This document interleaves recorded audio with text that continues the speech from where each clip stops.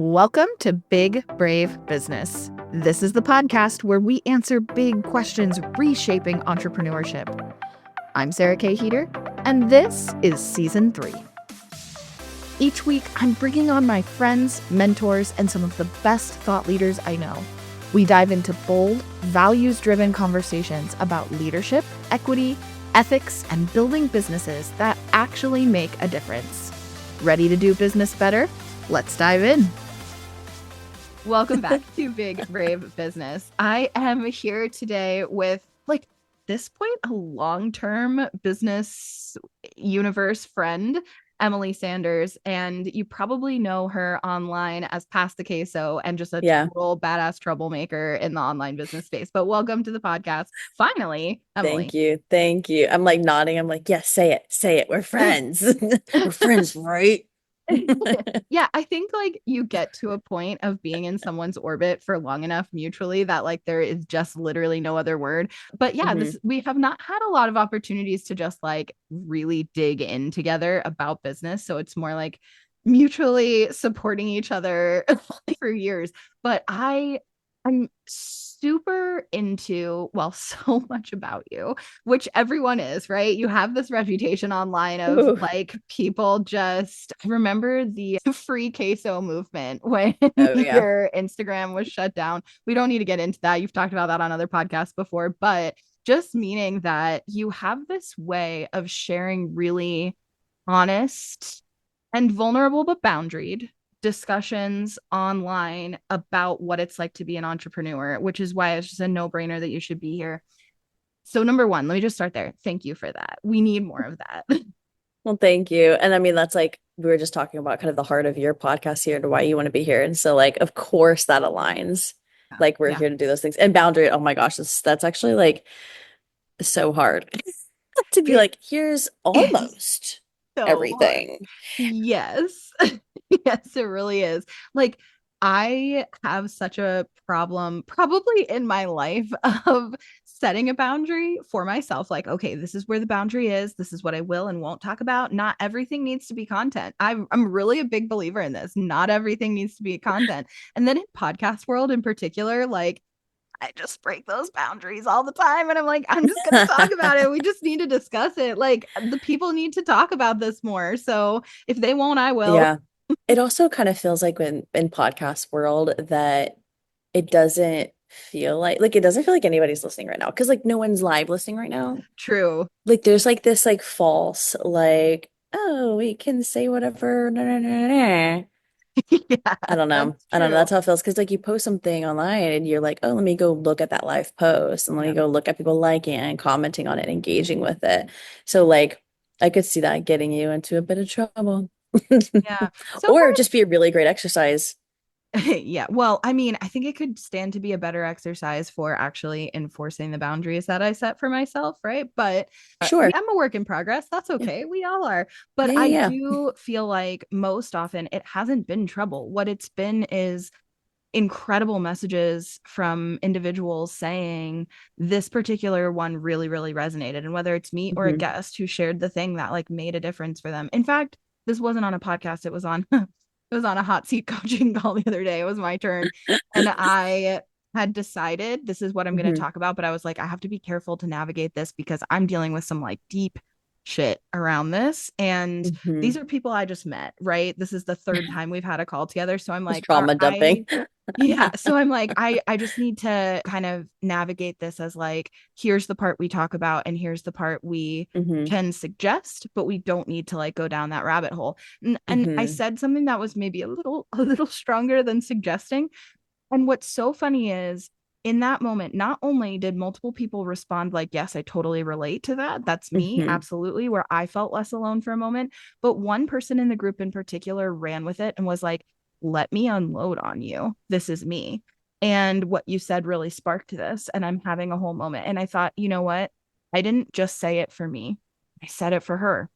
And I think, and even though you didn't know that going in, that's so yes. how that happens. Yeah, I think that's what's fair. So you did this to me. You said something on Reel that was, and I think it was originally in No, it wasn't real. It was It was always a real. reel. Yeah, no, I You literally shared pulled it out in my stories. camera. That's Yeah, where I yeah, saw yeah. it. Okay, so you shared this reel a few weeks ago at this point about your favorite Hmm. pair of shorts, which is, of course, a great hook because what does that have to do with this, Sarah?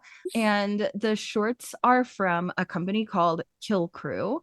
And the Hmm. concept is about going to the gym and killing whatever the thing is that's like holding you back or whatever, right? Yeah, they're And like a big mental health awareness is like their whole thing. yes. And what I really loved about this is you said, I mean, I'm not all about that life. I don't go to the gym. However, No, I I do do have not. shit to kill and I use business to do that. So that just really immediately it just as ChatGPT would say, it stopped me in my tracks because I was like, wait, me too. Why does this make so much sense? So anyway, tell me a little bit about that. What does that mean to you? Yeah, well, not to turn this back on you, but I actually wanted to ask you the same thing. Like when you were like, wait, me too. Like, what was your perception of like what that meant? Kind of before I kind of go into mine, I'm curious how it Yeah, landed in your well, brain. I I'm glad that you started with me because I think yours is going to be a little more meaningful as far as like life Probably not. circumstances, but Mine. I feel like there was so much toxicity for me that I was chasing and continuously triggering in a corporate 9 to 5 situation of the ways that I was really eager, thirsty, not good enough, and that I Mm. would pour myself in, pour myself in, pour myself in for rejection. And what's interesting is like, even though entrepreneurship includes people giving you like clients over and So over and like much selling, but rejection. people say no, it actually doesn't feel like rejection to me in the way that working in a corporate 9 to 5 did on a regular Hmm. basis. Working in a corporate 9 to 5 brought up for me so many of the same like mental health triggers as like going to public school and like navigating social Yeah. hierarchy, etc. there and like what success meant, etc. And in entrepreneurship, it's like you're only competing against yourself. It's just you. It's just you and the best you can do that day. And connecting with people you want to connect with and doing work that you feel like matters. And you get to determine all of those things. And so I feel like for me, entrepreneurship, what I said when I started my business is like, I feel like I unlocked the secret to surviving in a capitalist dystopian nightmare, like, and it is entrepreneurship where your energy, your health, your wellness, your family, the things that are important to you, the work that's important to you, that's literally what you build your whole life on.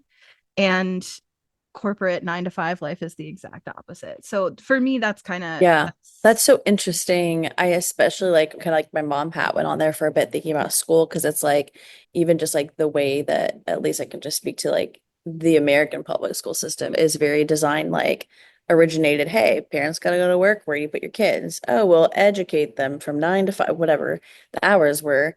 And it is just really interesting how it's like a system to feed another system to feed another system. And that's the thing I think about a lot as even just like a mom, right? But just like it makes sense why you're like, it's really triggering these other experiences and thoughts and all of that. So, yeah, it does kind of feel like a giant life hack. And when you've been an entrepreneur for so long, I don't have like oh, I worked 9 to 5, like a corporate, and that my background is not like that at all. Like, this is all I've ever known. And when the people in my life have like more traditional, like quote unquote real jobs, it is so interesting and different. Like I'm like, my brain can't actually comprehend and fathom. I've never like really experienced that. And so it really is just like a different world. And I think that we all kind of like feel that way about the opposite. yeah. So yeah, that's interesting that business gave you then the opportunity to kill, really to escape. And I feel like that's like kind of what I meant whenever I was kind of going through it. Because for me, I've never been escaping another career path or somewhere where it was a bad working environment or anything like that. My first business started, I guess, official, like real business, not just like, oh, when I was a kid. But I became a mom really, really young and I had like no credentials, no education. I barely finished high school after actually I quit it and finished it later, but like I didn't have any qualifications, I didn't have a job to go back to today. It was just us. And it's like, what do I do? Work to pay for daycare to work more.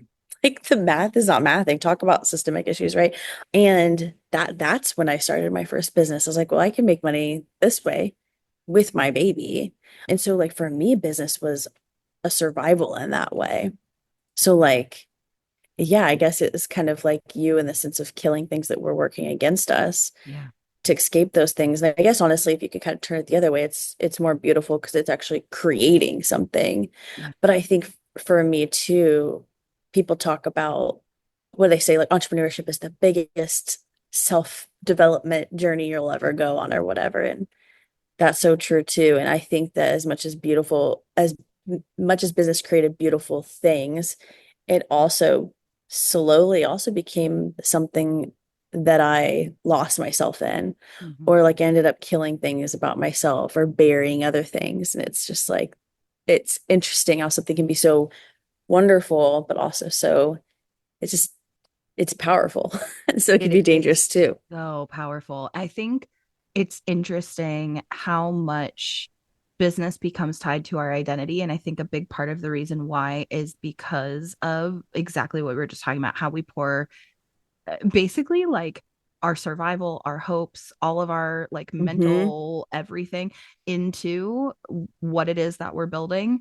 It Mm-hmm. becomes really tied to who we are as people. And Yeah. it's interesting because you have been in business long enough that and let me rephrase, you've been in entrepreneurship long enough that you've had a lot of different iterations of business, you've done a lot Yeah. of different things, and yet the part of the identity piece is not so much about whether you're supporting like pottery studios and building websites or book clubs or whatever other businesses you had in the past. It's more about being an entrepreneur, and in Mm-hmm. particular it's also how you're pouring into other people. That's the same. I think Yeah. one of the things that's coming up for me too is that's related to this is like there's a statistic that I heard from a business broker who was telling me that like an unbelievable number of people, and now I don't remember the exact statistic, but it's like between 70 and 90% of people who sell businesses and then 12 months later they are unhappy with the decision. And When they take what they've built and and sell they it. sell it. Yeah. Yes. Like Yeah. this is heralded as such a sign of success that you've built a business you can sell. This is something that I've like built my business on the idea of. And this Mm-hmm. really, I'm just gonna like lay it out there. This really fucked Yeah. with me to hear because I was like, wait, this thing that I've been holding up as the like monument of success that I Mm-hmm. could one day do is actually something that makes pretty much everybody who does it unhappy. Why are we calling that success? That sounds terrible. But she and Yeah. I went on to discuss there's lots of reasons. One is for sure that they entered the agreement without really understanding the nuance and the complexity and the Oh my consequences goodness. of the actual deal that they made. Yeah. So the stipulations of the deal weren't good, but also the identity piece. It's such a Yeah. loss of identity and the amount of grief that goes in. Anyways, go ahead. You're Yeah. busting. No, you're as you're talking, I'm just like, oh my God, Sarah, can we do like four of these? Because it's like even in Yes. the even in the like what you just said about like this two-parter where it's kind of like they didn't quite understand the deal they were signing. And then also like the identity too. It's like, but even that first part, and this is just something that like I feel so strongly about in this space that I've become more vocal about lately is like this like I'm trying not to do like a spiral on us here and like throw us everywhere, but I just think about like the like business literacy is something I'm just like going so hard with right now because it's like entrepreneurship is so beautiful. Online business ownership is so accessible, which is awesome. But it's the same thing where it's like as the list of cons is just as long as list of pros. And one of those things is like just the lack of business literacy. It's like people build businesses, and that's like to the extent of what they know about businesses, what I've built in the here and now. And it's like, honestly, cool, because you just fucking made that whole thing up. Yeah. And it's so cool. But then on the flip side, also, there's so much you don't know. And Yeah. then when you're in a situation like this, you don't know what you don't know. But I mean, that just like popped in my brain. I was like, oh my gosh. But even kind of going back to what you were saying is like, I've really been thinking about business and talking about business. Like business is a tool. It is a modality. It is a we when we kind of like piece it apart and not piece it apart like it's entirely separate from you. Like we really can't compartmentalize ourselves out of our business. But when we really look at it as like a tool, it really, I think, helps mitigate some of those identity-based problems and cycles that we find ourselves in, where we are then becoming part of some, I think, too, some of these like systemic issues even exist like in entrepreneurship. It's crazy. Yeah. And this is like a huge part of the problem of the quote unquote coaching industry, right? Where people found success, whatever that means, in Hmm. business. And now they want to teach other people how to do it, but they don't actually know a lot about Hmm. business. Yeah. They try to study what they did, etc. There's a lot of layers to this, and yeah, I think we could probably have a whole conversation just Yeah. about that.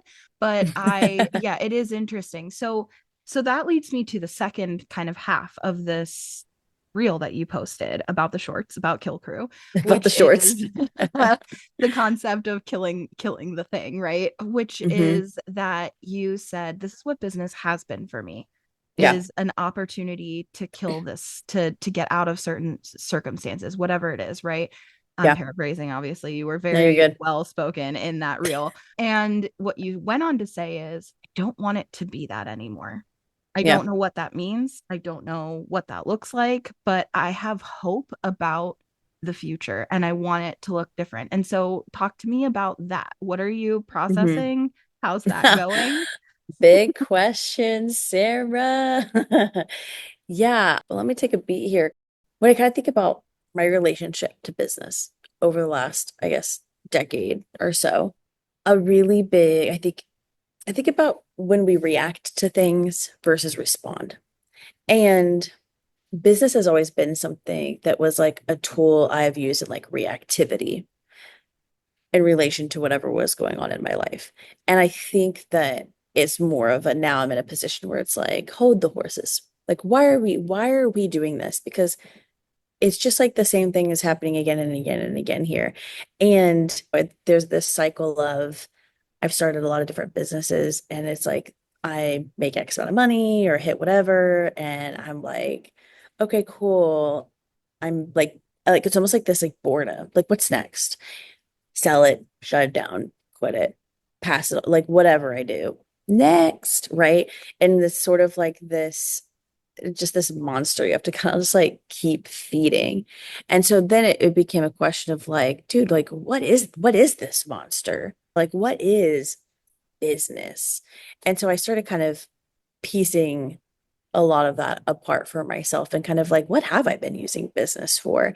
And it's interesting too that even when we began this conversation and we're talking about like almost a little bit of a flavor of authenticity and like being vulnerable and sharing things and all of that, it's like I have, what's funny is you saying that, but I have always felt like business is something that I have constantly hid behind.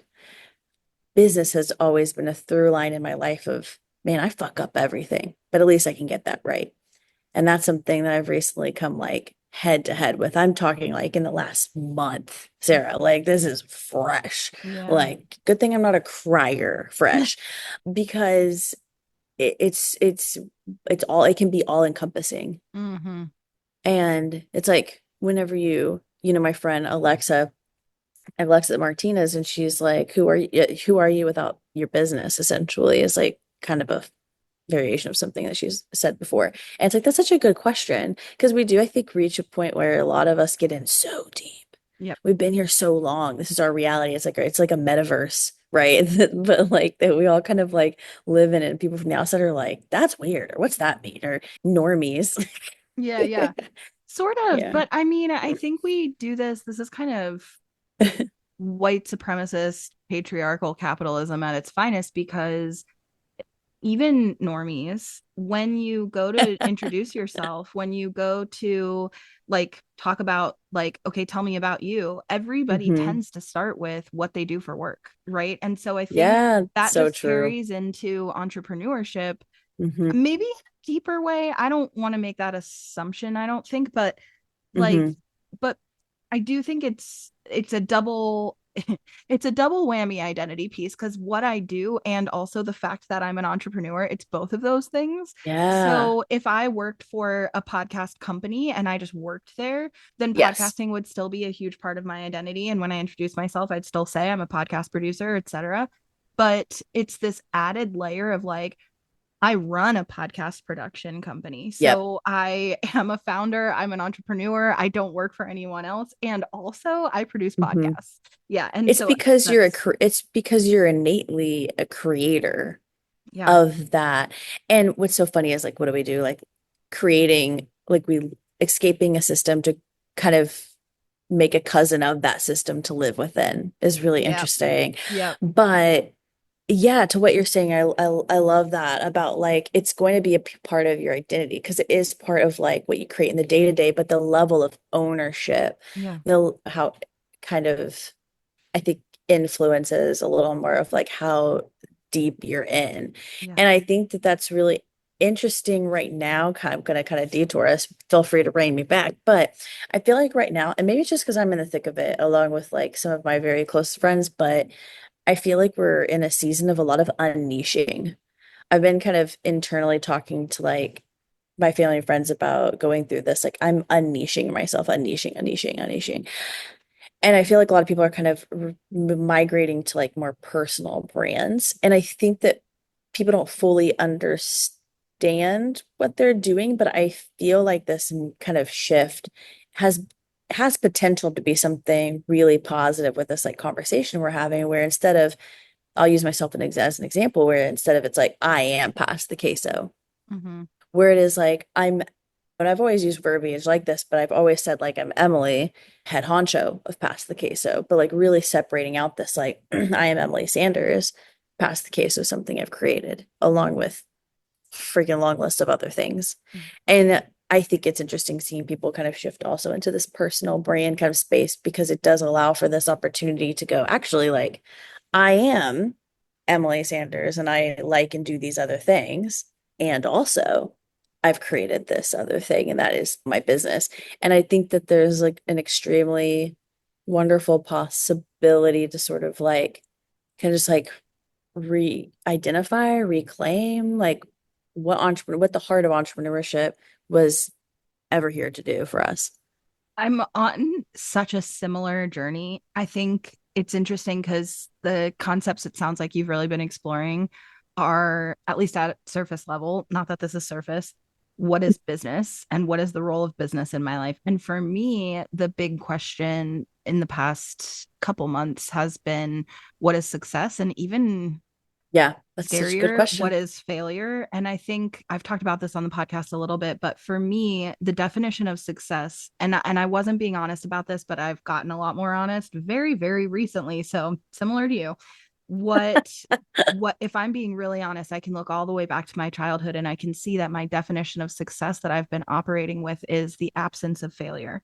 And what that Mm, has done is it's led to my brain since I was a child is constantly assessing and looking for evidence that I'm failing so I can prove I'm not a success, right? And I can mm, identify the gap between where I am and what success would look like. Because as you used the phrase, fuck up everything, but at least I'm good at this, right? yeah. And at least I got that right, however you worded it. And I can relate from the standpoint of my version of that is I am constantly looking for the evidence of failure. And when someone calls me a success or talks about my success or refers to me as successful, my brain is doing that imposter syndrome of like, Mm. smile and Yeah, but what about nod. that? What about Let them that? think you are successful. Don't let them see all the ways you're failing. But Mm, really, I'm keeping a constant list of all the things I should be doing that I'm not, or that I should be doing better. yeah. And it's interesting, like it doesn't mean I can't take a compliment, it doesn't mean I'm not proud of what I've accomplished, it doesn't like, Yeah, yeah. All this can be but true. it is a really interesting thing of like, can I actually divorce success and failure completely? Like, are they not actually like inherently opposites? Can Hmm. success exist at the same time as we fail at stuff? Like we're gonna fail at stuff all the time every day. So can success still exist? And for anybody else, the answer is like easily yes. And so I'm like really trying to rewrite that. And for business, what that means is I need to make money. That's just true. We live in a society where stuff costs money. That's why we have businesses. But I feel like, and this is interesting, Emelie, because one thing that I've gotten more honest with myself about is like money is just the tool or the vehicle to make the stuff that matters possible. So what is the stuff that matters to me? And it can be as big as you want it to be, right? This is called big, brave business, right? So like as big as you want it to be. If you want to visit every single country, if you want to own a private plane, if you, whatever your things are that matter to you, like, I don't care. I mean, I care a little, but it's up to you. Right? If you want to like, I don't know, like throw people into death camps, then I care. But you know, you get the point. If you're not trying to harm other people, right? So all of that to be said, first of all, can I figure out with clarity what those things are to me that do matter? And then also, if I can think of money is just the object to make that possible, and I'll do whatever I have to do to make the money I need in order to have those things, if those things are clear. I think business can work much the same way, where like you said business is a modality. And I loved that because I was like, oh, that's kind of like my money is just a vehicle, right? Like the business is just a vehicle of what's important. And the business itself is just not that important. Ooh, that feels really scary to say. Yeah. And that's why like, I was like thinking earlier about that's why I talk a lot about like simple businesses. But oh my goodness, you said something and I'd like just like dropped it. Oh. With the whole success failure thing, one thing that was a really helpful exercise for me in that is like we tend to say, okay, this is success, and where the negative spaces are, that's failure. But interesting practice too is like that I was given is like flipping it, where it's like, actually, can we define like what to you personally is failure? Because then the opposite, if we do think about it as an opposite, if you want like that then becomes success. And like I like kind of divorcing the failure from success is interesting, but I kind of think about that where a concept I've been thinking a lot about is darkness versus light, good versus bad. Because whenever I look to my past and where I've been and the reps I've put in and all of these things I've navigated, I just look back and I'm like, damn, that's a lot of darkness. And I've recently really been thinking about, but we like, how badly do we need the darkness though? Like we need darkness in order to really like appreciate the good, the light. Like we need it. And it's kind of like in the same way we need our failures, like actual failures, quote unquote, but like failing isn't bad. And so I've also been wrestling a lot about this like good versus bad, especially like in the motherhood space. I'm like, what is a good mom? What is a bad mom? Like, what are those behaviors? And like, I think that for me at least, it has been less about divorcing them. Like, are they actually opposites? And more so like looking at them very like yin yang. We're like, we actually need both of these things together and just like redefining our relationship with it as a unit rather than Yes. Do you know what I'm saying? Yes, I do get what you're saying. We're verbally processing here together. This is what we really are. That's what I love about this podcast. I think that is important. And the success failure thing for me, it's also still dangerous because saying that failure is important, I agree. Saying that failure is learning, which you didn't, but a lot of people, that's a common thing to say, right? Like failure is learning. It's a learning. All of us non-therapists say these things. So I think probably lots of therapists say that too. And I think there's truth to it. We do learn from failure, but my brain that's obsessed with being a failure is going to go to, well, see, I can pat myself on the back because look how much I'm learning. So like, because I'm such a failure, right? And it's the mental, I've been calling it like self-flagellation of I was about to say, so you're just like looking for those outlets to like beat on yourself. Myself. Yeah. Yes. And so I think for me, what is important is not just acknowledging that failure matters, because that's giving me an excuse or a permission slip to continue in the pattern, right? It's actually rewriting that pattern of like, yeah, that's not a valid reason for punishment. And this is really Yeah. related to motherhood, because what's funny is when you said this makes me think of motherhood and what's the difference between a good and bad, you said mom. And for some reason, my head said kid. And I think that 'Cause you, also is a really important question. yeah. Like, what is the difference between a good kid and a bad kid? I think we've gotten to a point in society where most of us acknowledge like there's Thank no God. such thing as a bad kid. Like, kids aren't inherently bad, period. Like, that's just, there just isn't a bad kid. That said, I think there's somebody who's like a teacher or a former teacher listening to this, or somebody who's worked in some kind of childcare that's like, but there's difficult ones, right? And so I think Hey, listen, I get it. I have four, and I'm like, ugh. four is a lot. I have three stepkids. They're grown now, but my like running joke to my partner is always like, whose idea was it to have three? Like three's too many. Not that I would like give up any of them. I love them so much, but it's a lot. It's a lot. So I can Yeah. imagine four, because there's literally never a time that something isn't going on. Like there's too many No. of them. If you had like one or two, maybe you could have some periods of Okay, peace. But I'm anti one kid. I am so anti one kid though. Oh my gosh. Like I remember having just my first, that was her entire entertainment, her Ew. entire everything. I'm like, this is like a puppy situation. Like we gotta get you a playmate up in here because this is crazy. I Which, hate playing with kids. well, you I, solved that problem. You had four. It's just very interesting, isn't it? Because in the spirit of business becomes such a like closely tied to our identity, all these other Mhm. pieces obviously do too. Like being a mom is a huge part of our identity. And honestly, being a kid is a huge part of our identity, like who we were and what Yeah. we were labeled as a kid. So I'm curious, like, what comes up for you when I say that? How were you labeled as a kid? And do you see that pattern carrying into your business journey, especially the questions you're digging into now? Mm.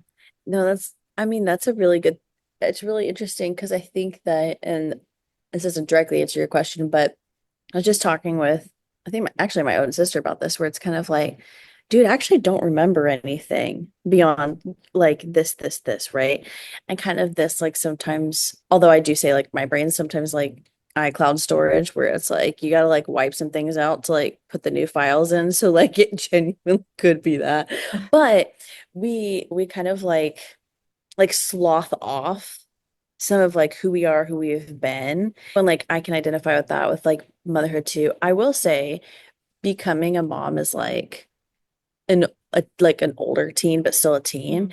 There is something to be said though for like a perk of that is I never was like the stereotypical first mom stuff literally could never be me. Like you just like I did kind of bypass the sort of like motherhood becoming my whole identity, but we kind of do like kind of cut parts of ourselves off. Mhm. Or and so it's like interesting. But as for like as a kid, there are definitely things that like have crossed over. Like I think about one thing, my dad's always been like, yeah, you just gotta go 90 to nothing, like bull in a china shop. My whole life, it's just Emelie, slow down. Emelie, enunciate. Emelie, like, like just everything is like all the time. Mm. And I'm also the oldest daughter of three. So like bossy, controlling kind of stuff. And I definitely like see some of that sort of like pull in. I am blessed in that I really do feel like I had a really great childhood, but there, I mean, none of us are without some boo-boos here and there. But I definitely have seen some of these things because one thing I'm kind of working through myself is this like idea that control, I love manhandling things. I love controlling things. It's where I feel the most safe. It's like I know that I got me, myself, and I. And like if I'm in charge, I've got the hand on things, like I'm white knuckling this, everything's gonna work out. Like it's okay. And right now I'm currently kind of piecing apart this like control from ownership. Like, I think we kind of talk about this idea of taking responsibility, like own it, take responsibility. Like, no one's coming to save you. And like, while that's true, it's like that doesn't mean that you need to like white knuckle your way through it and that you don't need help. And that's something that I feel has been a pattern my entire life. And maybe some of that is childhood stuff. I don't really know.